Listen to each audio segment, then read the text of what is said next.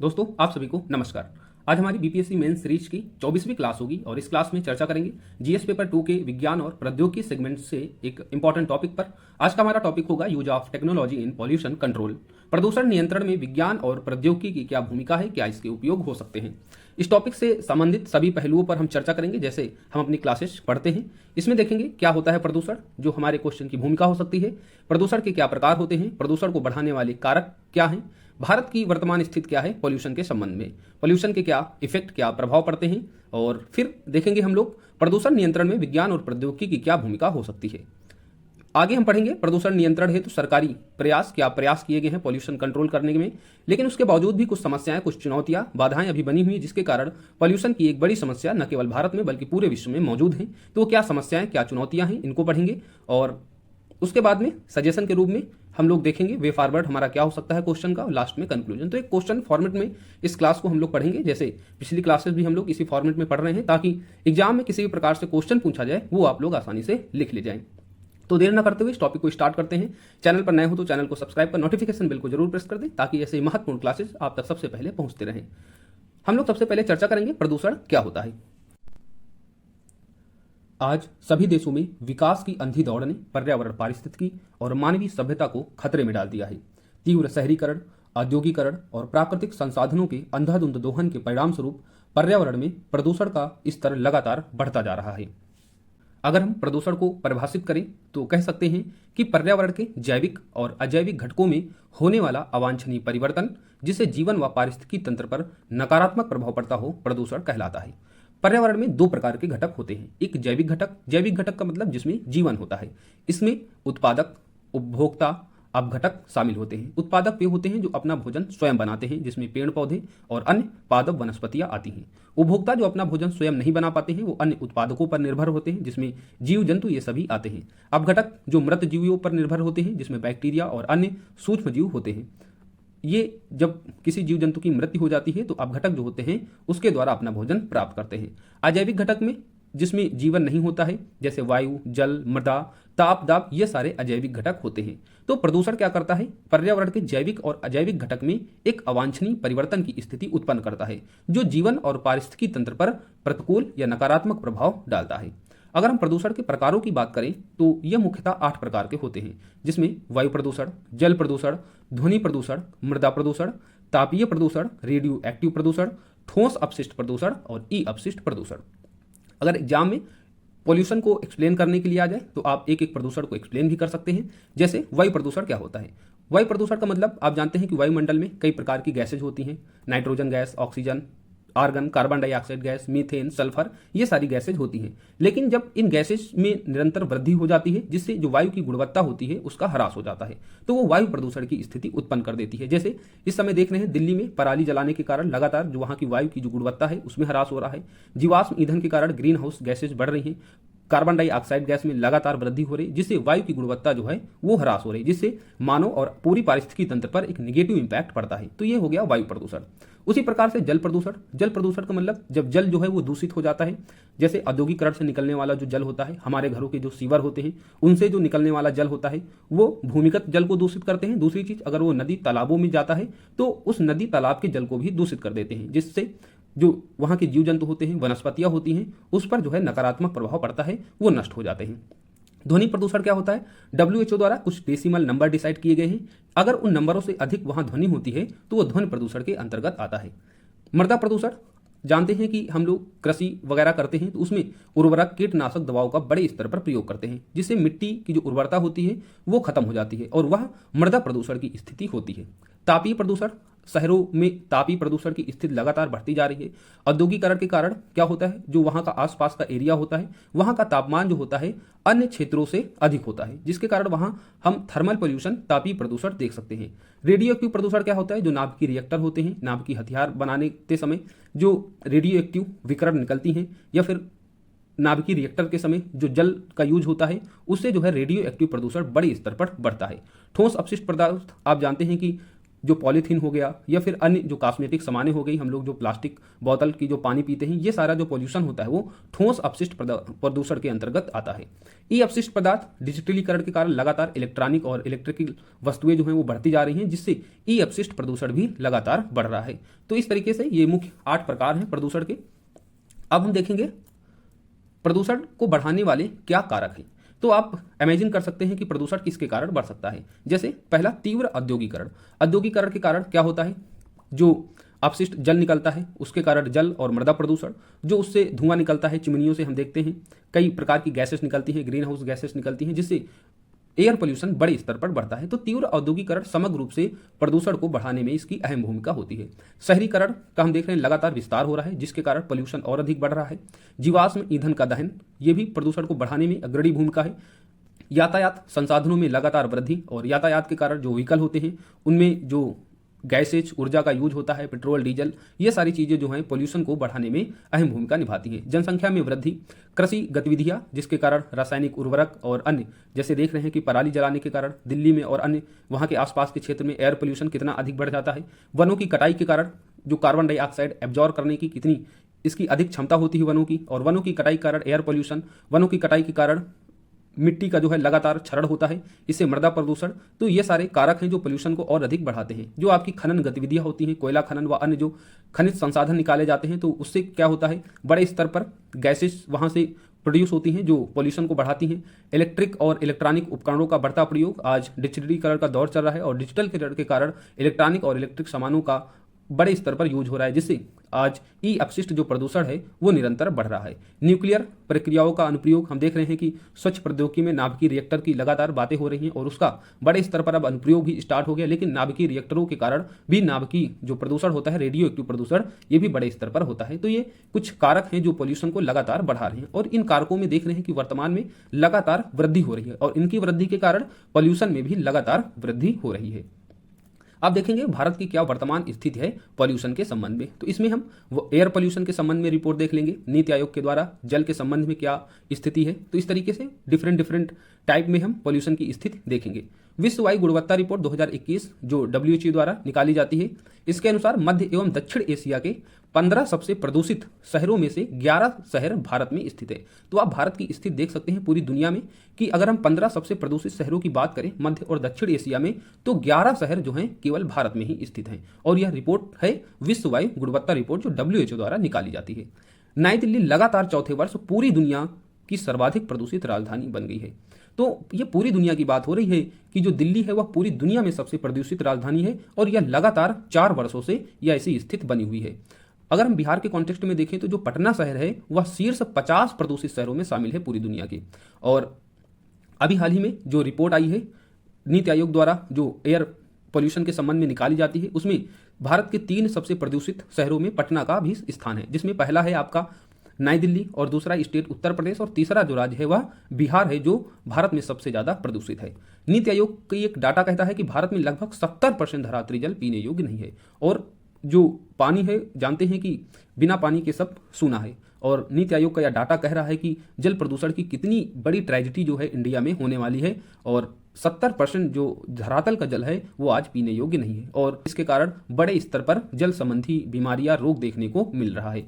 इसरो का एक डाटा कहता है कि कुल भौगोलिक क्षेत्र में से लगभग 29.7% क्षेत्र जो है उसमें 2018-19 के दौरान भूक्षरण हुआ है। तो एक यह बड़ा डाटा है कि भूक्षरण में भी लगातार वृद्धि हो रही है मृदा प्रदूषण के कारण। अगर इस स्तर पर मृदा प्रदूषण होगा तो जो कृषि गतिविधियां होती हैं उसकी उत्पादकता पर नेगेटिव इंपैक्ट पड़ेगा, और खाद्य असुरक्षा भारत के लिए एक बड़ी समस्या बन जाएगी। एसोचैम की इलेक्ट्रॉनिक कचरा प्रबंधन रिपोर्ट क्या कहती है कि भारत ने 2021 में 5 मिलियन टन कचरा उत्पन्न किया है, और जो केवल चीन और USA से कम है। तो पूरी दुनिया में भारत का तीसरा स्थान है ई अपशिष्ट प्रदूषण के मामले में। विश्व ऊर्जा आउटलुक रिपोर्ट 2022 की जो कहती है कि भारत अपनी ऊर्जा मांग का 55% हिस्सा कोयला दहन से पूर्ण करता है, और कोयला दहन के कारण ग्रीन हाउस गैसेज में लगातार वृद्धि हो रही है। तो एक और भारत नवीकरणीय ऊर्जा की तो बात करता है, लेकिन दूसरी ओर अगर हम देखें तो यह उसके बिल्कुल विपरीत है कि आज भारत अपनी ऊर्जा मांग का 55% हिस्सा जो है कोयला दहन से कर रहा है।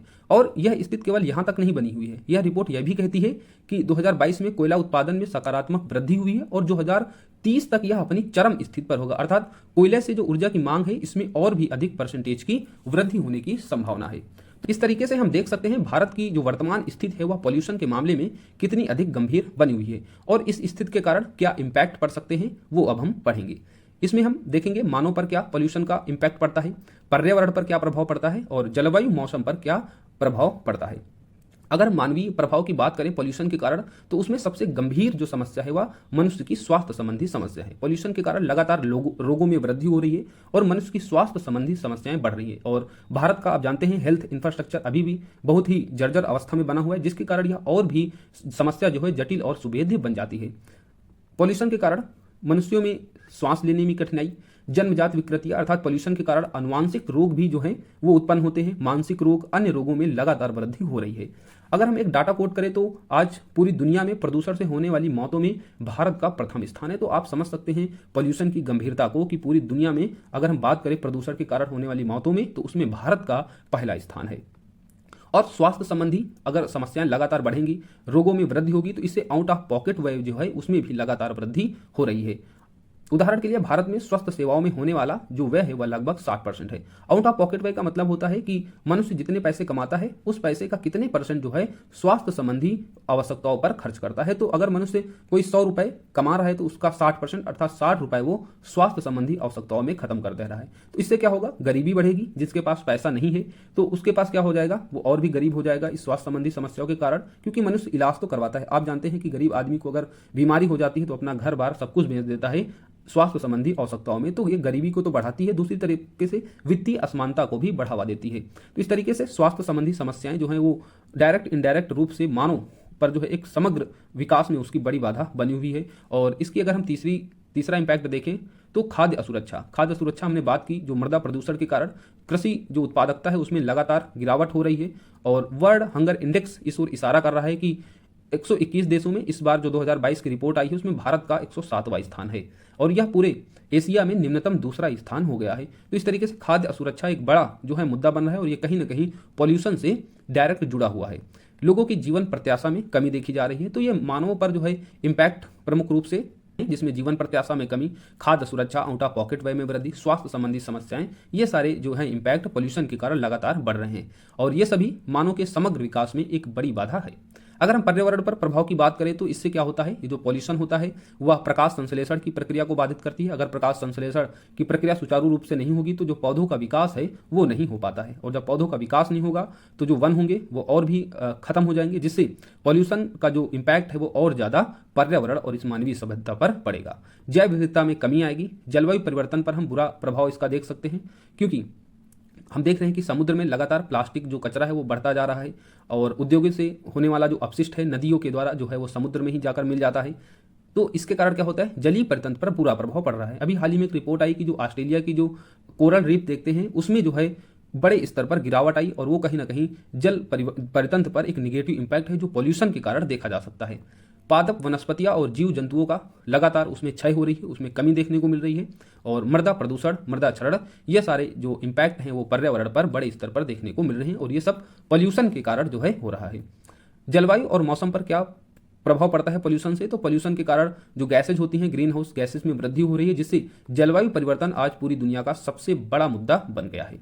अम्लीय वर्षा, जिस मौसम पैटर्न में लगातार बदलाव हो रहा है पॉल्यूशन के कारण, तो ये सब इम्पैक्ट हैं जो मानव, पर्यावरण, जलवायु, मौसम पर डाल रहे हैं और कुल मिलाकर ये पूरे पर्यावरण, पारिस्थितिकी और मानवीय सभ्यता को जो है खत्म करने की ये चेष्टा कर रहा है पॉल्यूशन। कुल मिलाकर लास्ट में हम कह सकते हैं कि पर्यावरण जो प्रदूषण है उसके कारण वर्तमान में जलवायु परिवर्तन एक बड़ी समस्या बन गया है और पर्यावरण से जुड़े सभी प्रारूपों, चाहे वो जैविक घटक हों, अजैविक घटक हों, उन पर प्रतिकूल प्रभाव पड़ रहा है। अब हम पढ़ेंगे प्रदूषण नियंत्रण में विज्ञान और प्रौद्योगिकी की क्या भूमिका हो सकती है, जो हमारा मेन टॉपिक का ये क्रक्स है। प्रदूषण नियंत्रण को कैसे साइंस और टेक्नोलॉजी कम कर सकती है, उसको नियंत्रित कर सकती है। तो इसमें हम डिफरेंट टाइप की टेक्नोलॉजी पढ़ेंगे, जिसमें जैव प्रौद्योगिकी, बायोटेक्नोलॉजी की क्या भूमिका हो सकती है और सूचना संचार प्रौद्योगिकी और कई टेक्नोलॉजी इसमें शामिल होंगी, जिसके कारण देखेंगे कैसे प्रदूषण को जो है कंट्रोल किया जा सकता है साइंस और टेक्नोलॉजी के कारण। जैव प्रौद्योगिकी में जैव उपचार, जैव संवेदक और बायो फिल्ट्रेशन को पढ़ेंगे। ये सब जैव प्रौद्योगिकी से संबंधित तकनीकें हैं जो प्रदूषण को कम करने में अहम भूमिका निभा सकती हैं। जैव उपचार की बात करें तो एक ऐसी तकनीकी है जिससे सूक्ष्म जीव और कवक बैक्टीरिया आदि आते हैं और यह पर्यावरण प्रदूषण को कम करने या रोकने में इसका हम महत्वपूर्ण उपयोग कर सकते हैं। और उदाहरण के लिए आयल जैपर तकनीकी जैव संदूषक अर्थात बायो जो सेंसर होते हैं वो पर्यावरण में उपस्थित प्रदूषकों का पता लगाने और साथ ही उनकी मात्रा का अनुपात क्या है ये जानने में अहम भूमिका निभाते हैं। बायो फिल्ट्रेशन की बात करें तो इस तकनीकी का उपयोग प्रदूषकों का जैविक विघटन करने में किया जा सकता है, अर्थात कोई पॉल्यूटेंट है तो उसका विघटन करके उसको खत्म किया जा सकता है बायो फिल्ट्रेशन के द्वारा। स्वच्छ ऊर्जा के रूप में बायोगैस का उपयोग कर सकते हैं और भारत सरकार ने 2025 तक पेट्रोल में 15% के लगभग उसमें बायो इथेनॉल मिलाने की बात की है। तो बायोगैस एक एयर पोल्यूशन का जो प्रभाव है उसको कम कर सकता है। अब हम नैनो टेक्नोलॉजी का उपयोग और इसकी भूमिका देखेंगे कि किस तरीके से प्रदूषण को नियंत्रण किया जा सकता है। तो इसमें कुछ टर्मिनोलॉजी है जो आपको याद करनी होगी, जैसे आयरन नैनो कण जो औद्योगिक कचरे के शुद्धिकरण में सहायक होता है। उसी तरीके से जो कार्बन नैनो ट्यूब होती हैं वो जल का शुद्धिकरण इसके द्वारा किया जा सकता है, जिससे जल प्रदूषण की जो समस्या है उससे जो है निजात पाया जा सकता है। तो कार्बन नैनो ट्यूब की जो झिल्लियाँ होती हैं वो जल के शुद्धिकरण में, और जो आयरन नैनो कण होते हैं वो औद्योगिक कचरे के शुद्धिकरण में सहायक होते हैं। नैनो टाइटेनियम डाइऑक्साइड, तो आपको इसे भी याद रखना है, नैनो टाइटेनियम डाइऑक्साइड। इसका उपयोग कार्बनिक प्रदूषकों से निपटने, जल एवं वायु के शुद्धि आदि में इसका उपयोग किया जा सकता है। नैनो सेंसर का उपयोग पर्यावरण प्रदूषण पर सटीकता के साथ नजर इसकी रखी जा सकती है। जब हम स्पेशल क्लास पढ़ेंगे नैनो टेक्नोलॉजी के संबंध में तो ये सब टेक्नोलॉजी पर हम लोग विस्तार से चर्चा करेंगे। अभी के लिए आप केवल इस टेक्नोलॉजी को जो मैं बता रहा हूँ उनकी टर्मिनोलॉजी को आपको याद रखना है कि कौन कौन सी टर्मिनोलॉजी जो है पॉल्यूशन को खत्म करती है, जिसमें आयरन नैनो कण औद्योगिक कचरे के शुद्धिकरण में, कार्बन नैनो ट्यूब जल के शुद्धिकरण में, नैनो टाइटेनियम डाइऑक्साइड वह कार्बनिक प्रदूषकों से निपटने, जल और वायु के शुद्धिकरण में उपयोग किया जा सकता है। नैनो सेंसर क्या कर सकते हैं, पर्यावरण प्रदूषण पर जो है निगरानी और नजर रख सकते हैं। अगर हम उदाहरण नैनो टेक्नोलॉजी का दें तो इसमें आईआईटी मद्रास के वैज्ञानिकों ने नैनो टेक्नोलॉजी का उपयोग करके आर्सेनिक फिल्टर बनाया, जिसे हम अमृत कहते हैं। अमृत का मतलब arsenic and metal removal by Indian technology, और ये जो है भूमिगत जल प्रदूषण की बढ़ती समस्या से निपटने में सहायक हो सकता है। नेक्स्ट जो टेक्नोलॉजी है वह सूचना एवं संचार प्रौद्योगिकी। तो अब आप सोचिए कि सूचना और संचार प्रौद्योगिकी का कैसे यूज कर सकते हैं प्रदूषण नियंत्रण में।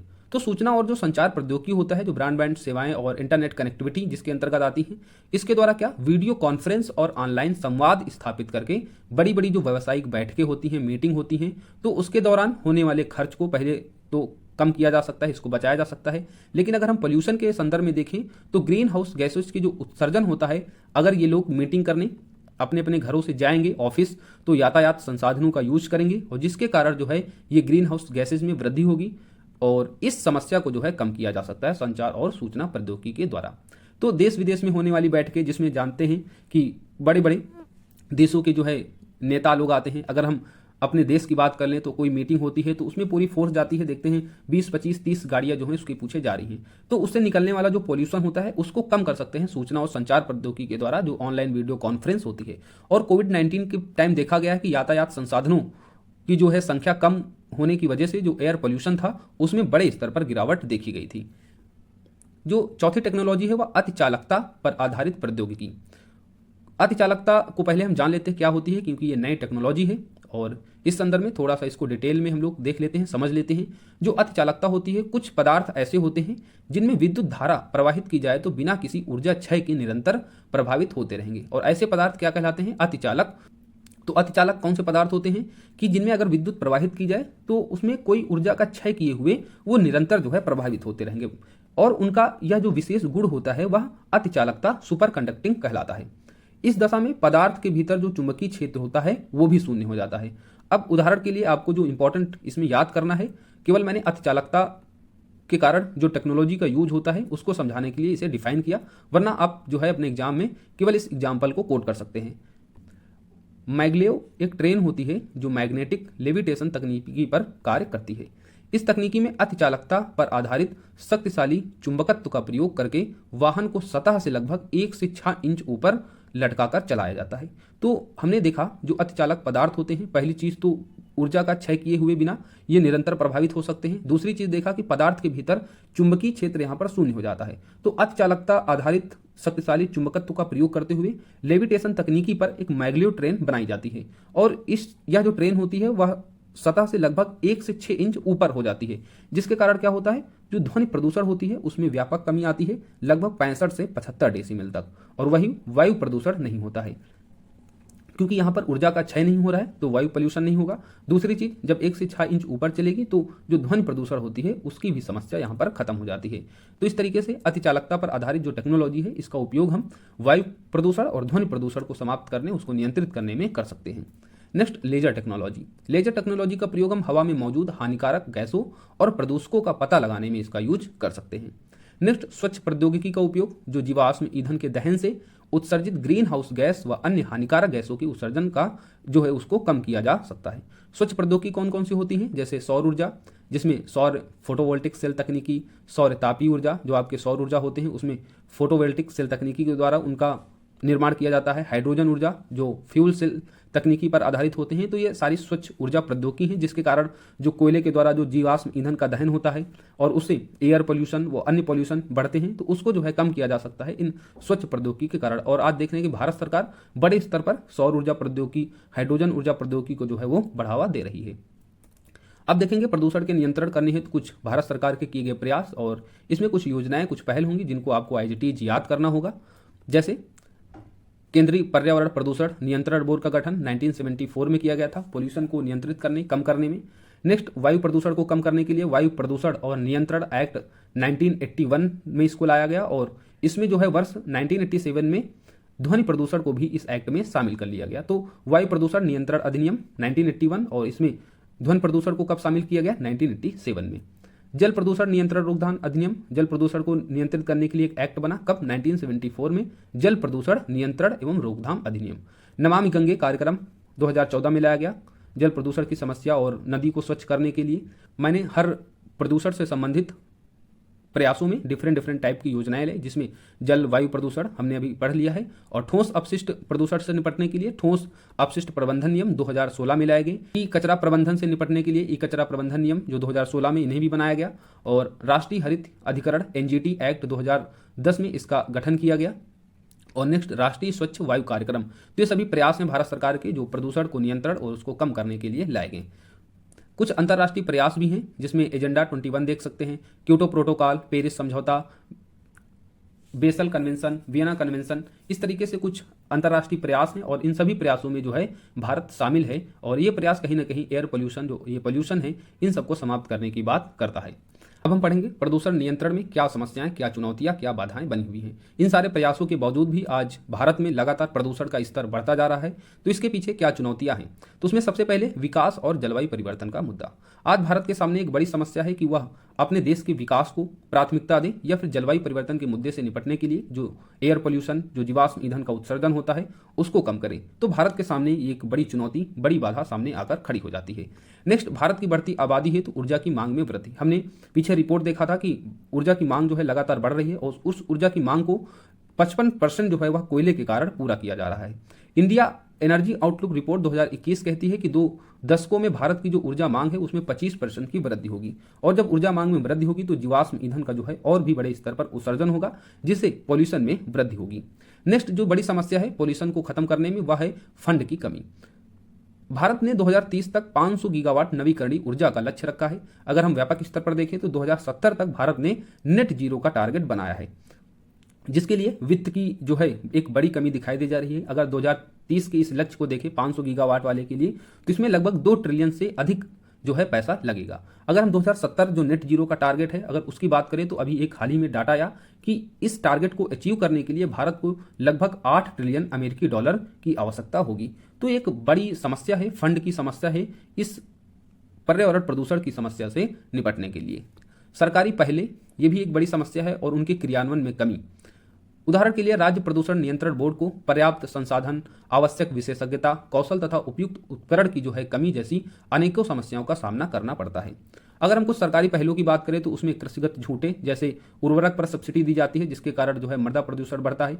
MSP के कारण लोग धान और चावल की ही सिर्फ खेती कर रहे हैं, जिससे जैव विविधता में कमी आती है। धान की खेती करने से मीथेन गैस का उत्सर्जन होता है, जिससे air pollution, green house gases के कारण जलवायु परिवर्तन की समस्याएं। तो ये सभी समस्याएं जो हैं कुछ सरकारी जो पहले हैं उसके भी कारण बढ़ रही हैं, और कुछ जो पहले हैं प्रदूषण से संबंधित लाई गई उसके क्रियान्वयन में कमी देखी जाती है। और इस स्तर पर राज्य प्रदूषण नियंत्रण, जिसकी एक बड़ी भूमिका होती है पोल्यूशन को कम करने में, तो इस बोर्ड को ना तो पर्याप्त संसाधन मिलते हैं, ना तो उसके पास आवश्यक कुशल मानव संसाधन है, ना तो उपकरण है। तो जिससे जो है राज्य प्रदूषण नियंत्रण जो पोल्यूशन को कम कर सकता है, उसमें एक बड़ी भूमिका निभा सकता है, तो उसका एक अभाव देखा जा सकता है। प्रदूषण नियंत्रण संबंधी नवीन प्रौद्योगिकियों को बढ़ावा देने हेतु अनुसंधान विकास, रिसर्च और डेवलपमेंट देखते हैं कि भारत में एक बड़ी समस्या है, इसका अभाव देखा जा सकता है। रिसर्च डेवलपमेंट में केवल 0.7% के आसपास ही फंड एलोकेट किया जाता है। तो रिसर्च और डेवलपमेंट जब तक नहीं होगा तब तक जो नवीन प्रौद्योगिकियों को अपनाने की बात करते हैं तो वो कैसे जो है उनको बढ़ावा मिलेगा।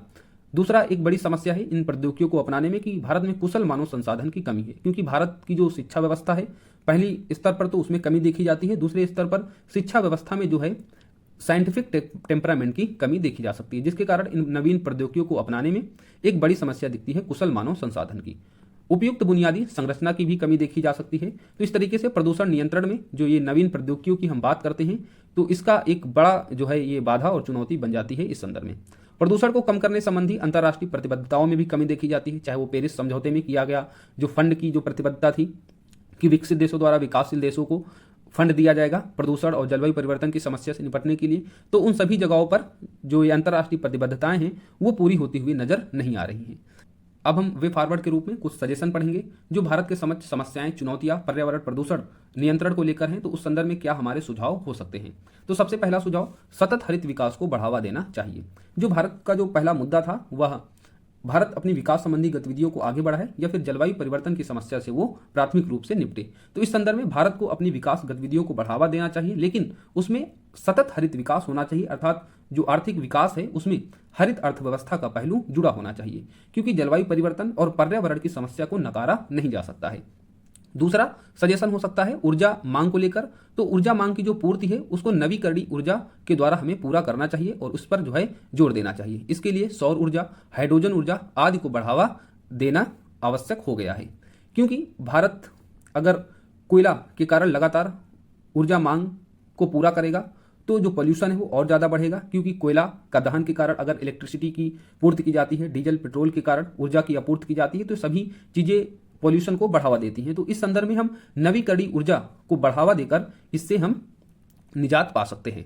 नेक्स्ट, सरकारी प्रयासों के साथ आम आदमी को प्रकृति के प्रति अपनी जिम्मेदारी निभाते हुए 4R का मतलब जिसमें रिड्यूस पहले उपयोग करें, फिर रीयूज यानी इसका पुनः उपयोग करें, रिसाइकल पुनः चक्री करें और रिकवर पुनः प्राप्त करें। अर्थात जो अपशिष्ट होता है हमारा उस संदर्भ में सरकारी प्रयास तो जो होते ही हैं, लेकिन उसमें आम आदमी को भी अपनी भूमिका निभानी चाहिए। अर्थात जो सामान हम लेते हैं उसका हमको उपयोग करना चाहिए, उसके बाद हमें उसका पुनः उपयोग करना चाहिए, देन रिसाइकल करना चाहिए और रिकवरी उसको पुनः प्राप्त करके ये जो समस्या है अपशिष्ट की जो समस्या है, लगातार ई अपशिष्ट बढ़ता जा रहा है, तो उससे जो है निपटा जा सकता है। ये 4R सिद्धांत आपको याद रखना है, रिड्यूस, रीयूज, रिसाइकल और रिकवर।